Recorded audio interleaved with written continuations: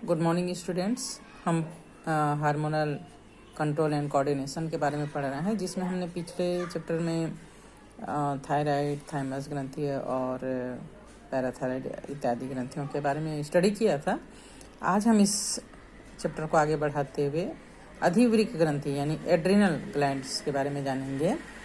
अधिवृक्क ग्रंथि जैसे कि आप देख रहे हैं, ये जो है किडनी है ना, वृक्क है। वृक्क के ऊपर इस प्रकार टोपी नुमा पीले रंग की संरचना जो दिखाई दे रही है, इसी को कहते हैं एड्रिनल ग्लैंड, अधिवृक्क ग्रंथि। इसको अगर हम इस सेक्शन कटिंग काटें तो इस प्रकार हमको ये दिखाई देगा। इसका बाहर का भाग जो है वल्कुट यानी कार्टेक्स कहलाता है, और बीच का जो भाग है वो मेड्यूला यानी कि मध्यांश कहलाता है। तो हमारे शरीर में प्रत्येक वृक्क के अग्रभाग में है ना स्थित एक जोड़ी, यानी एक राइट साइड में, एक लेफ्ट साइड में, तो एक जोड़ी एड्रिनल ग्लैंड या अधिवृक्क ग्रंथियां होती हैं। और ये दो प्रकार के ऊतकों से निर्मित है। जैसे कि हम देख पा रहे हैं, ग्रंथि के बीच स्थित ऊतक जो है ये मेडुला यानी मध्यांश कहलाता है, और बाहरी ओर जो टिश्यूज हैं उसको वल्कुट यानी कि कॉर्टेक्स कहा जाता है। अब ये जो एड्रिनल ग्लैंड है उसके दोनों ऊतक से दो अलग अलग प्रकार के हार्मोन्स का स्रावन होता है। जैसे मध्यांश है, मध्यांश में दो प्रकार के हार्मोन्स का स्रावन होता है, जिनको एड्रीनलिन या एपिनेफ्रिन और नॉर एड्रीनलिन या नॉर एपिनेफ्रिन कहा जाता है, और इनको सम्मिलित रूप से एक साथ जो है वो कैटेकालमिनस कहा जाता है। एड्रीनलिन और नॉन एड्रीनलिन किसी भी प्रकार के दबाव या आपातकालीन स्थिति में बहुत ही अधिकता से ये तेजी से स्रावित होता है, और इसी कारण ये आपातकालीन हार्मोन या युद्ध हार्मोन या फ्लाइट हार्मोन कहलाता है। फॉर एग्जांपल के लिए, जैसे कभी हम डर जाते हैं, या हमारे ऊपर कभी हमला हो गया, या हमारे ऊपर कोई मुसीबत आ गया, हम गिरने वाले हैं या हमको चोट लगने वाली है, तो ये जो है यही हार्मोन्स हमको माने तेजी से रिलीज होता है और हमको अलर्ट करता है कि खतरा है, और बॉडी में उससे बचाव के लिए क्या क्या रिएक्शन होना चाहिए, ये सब जो है वो इसी हार्मोन के कारण नियंत्रित होता है। ये हार्मोन सक्रियता से है ना, तेजी से, जैसे हम डर जाते हैं तो आँख फैल जाती है ना, ये बॉडी का एक प्रतिरक्षात्मक क्रिया है। आँख का फैलना, रोंगटे खड़े होना, पसीना आना, ये सब को ये बढ़ाता है, और इस प्रकार आने वाले खतरे से बॉडी का प्रोटेक्शन करने का ये काम करता है। तो दोनों हार्मोन्स हृदय की धड़कन, हृदय संकुचन की क्षमता और श्वसन दर को बढ़ा देते हैं। कैटेकोलएमिन जो है ये ग्लाइकोजन के विखंडन को भी प्रेरित कर देता है। इसके परिणाम स्वरूप रक्त में ग्लूकोज का स्तर बढ़ जाता है, और साथ ही लिपिड और प्रोटीन के विखंडन को भी ये प्रेरित करते हैं। इसका जो वल्कुट वाला भाग होता है, कॉर्टेक्स वाला भाग होता है, ये 3 परतों में विभाजित किया जा सकता है। जोना रेडिकुलरिस माने आंतरिक परत, इसका अंदर का जो परत होता है वो जोना फेसिक्यूलेटा यानी कि बीच का परत, और जोना ग्लोमेरुलेसा यानी कि बाहर परत। अब ये जो है इसका जो कार्टेक्स है वो कई हार्मोन्स का स्राव करता है, जिनको सम्मिलित रूप से कार्टिकोस्टेरॉइड हार्मोन या कॉर्टिकाइड कहा जाता है। जो कार्टिकोस्टेरॉइड कार्बोहाइड्रेट के उपचय में संलग्न होते हैं उनको ग्लूकोकार्टिकाइड कहा जाता है।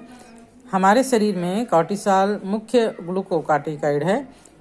जल और विद्युत अपघट्यों का संतुलन करने वाले कार्टिकोस्टेरॉइड मिनरलो कार्टिकाइड्स कहलाते हैं, और हमारे शरीर में एल्डोस्टेरॉन जो है वो मुख्य मिनरलो कार्टिकाइड हार्मोन्स है। कार्टिकोस्टेरॉइड ग्लाइकोजन संश्लेषण, ग्लूकोनियोजेनेसिस, वसा अपघटन और प्रोटीन अपघटन को प्रेरित करते हैं, और अमीनो अम्ल के कोशिकीय ग्रहण और उपयोग को अवरोधित कर देते हैं। कार्टिसॉल हृदय संवहनी तंत्र के रखरखाव और किडनी की क्रियाओं में संलग्न होता है, जुड़ा हुआ होता है। ग्लूकोकार्टिकाइड और विशेष रूप से कार्टिसॉल जो है वो प्रतिशोध प्रतिक्रियाओं को प्रेरित करता है और प्रतिरक्षा तंत्र की प्रतिक्रिया को रोकने का काम करता है। कॉर्टिसॉल लाल रुधिर कणिकाओं के उत्पादन को प्रेरित करता है। एल्डोस्टेरॉन मुख्य वृक्क नलिकाओं पर कार्य करता है। एल्डोस्टेरॉन जो है वो किडनी में चले जाता है और वृक्क नलिकाओं यानी कि नेफ्रॉन पर कार्य करता है, और सोडियम आयन और जल के पुनर्अवशोषण और पोटेशियम आयन और फास्फेट आयन के उत्सर्जन को ये प्रेरित करता है। इस प्रकार एल्डोस्टेरॉन वैद्युत अपघट्यों, शरीर द्रव के आयतन, परासरणी दाब और रक्त दाब को बनाए रखने में सहायक होता है। एड्रिनल वल्कुट के द्वारा कुछ मात्रा में एंड्रोजेनिक स्टेरॉइड का भी स्रावन होता है, जो कि यौनारंभ के समय अक्षी रोम, जघन रोम और मुख आनन रोम की वृद्धि में भी भूमिका अदा करते हैं। तो ये तो बात हुई एड्रिनल ग्लैंड की और इससे स्रावित होने वाले हार्मोन्स की। नेक्स्ट हम देखते हैं अग्न्याशय। अग्न्याशय के बारे में आपने डाइजेस्टिव सिस्टम में पढ़ा हुआ है ना। ये एक संयुक्त ग्रंथि है पिंक कलर की, और ये अंतःस्रावी और बहिःस्रावी दोनों रूप में काम करता है। ये जो है वो डियोडिनम में एक नलिका के द्वारा लीवर के नलिका के साथ कंबाइंड होकर खुलता है और अपने स्राव को ये डाइजेस्टिव सिस्टम में डालता है।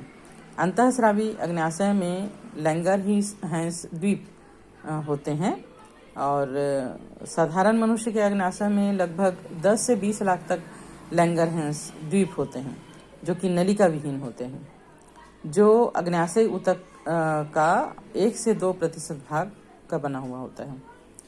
हर एक लैंगरहैंस द्वीप में मुख्य रूप से 2 प्रकार की कोशिकाएं पाई जाती हैं, जिनको अल्फा और बीटा कोशिकाएं कहा जाती है।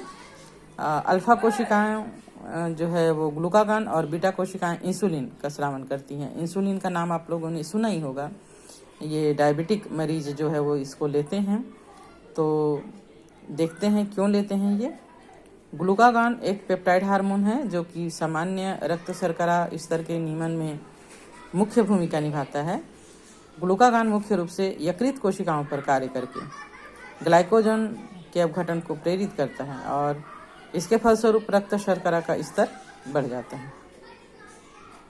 इसके अतिरिक्त पेट जो है वो ग्लूकोनियोजेनेसिस की प्रक्रिया को भी प्रेरित करता है, जिससे कि हाइपरग्लाइसीमिया अति ग्लूकोज रक्तता हो जाता है ना। ग्लूकागॉन कोशिकीय शर्करा के अभिग्रहण का और उपयोग को कम कर देता है। इस प्रकार ग्लूकागॉन जो है वो हाइपरग्लाइसीमिक हार्मोन है, और इंसुलिन एक प्रोटीन हार्मोन है जो ग्लूकोज समस्थापन के नियमन में मुख्य भूमिका निभाता है।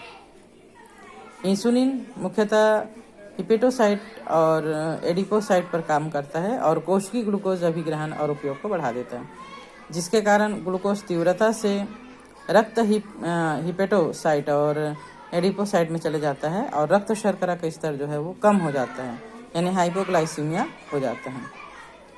इंसुलिन लक्ष्य कोशिकाओं में ग्लूकोज से ग्लाइकोजन बनने की प्रक्रिया को भी प्रेरित कर देता है। रक्त में ग्लूकोज समस्थापन का नियमन सम्मिलित रूप से 2 हार्मोन्स इंसुलिन और ग्लूकागॉन के द्वारा होता है। लंबी अवधि तक हाइपरग्लाइसीमिया अति ग्लूकोज रक्तता होने पर डायबिटीज मेलिटस यानी मधुमेह बीमारी हो जाती है, जो यूरिन के साथ शर्करा का नाश और हानिकारक पदार्थ जैसे कि कीटोन बॉडीज के निर्माण से जुड़ जाता है। मधुमेह के मरीजों का इंसुलिन के द्वारा सफलतापूर्वक इलाज किया जा सकता है। ठीक है, तो नेक्स्ट डे हम आगे इसका पढ़ेंगे।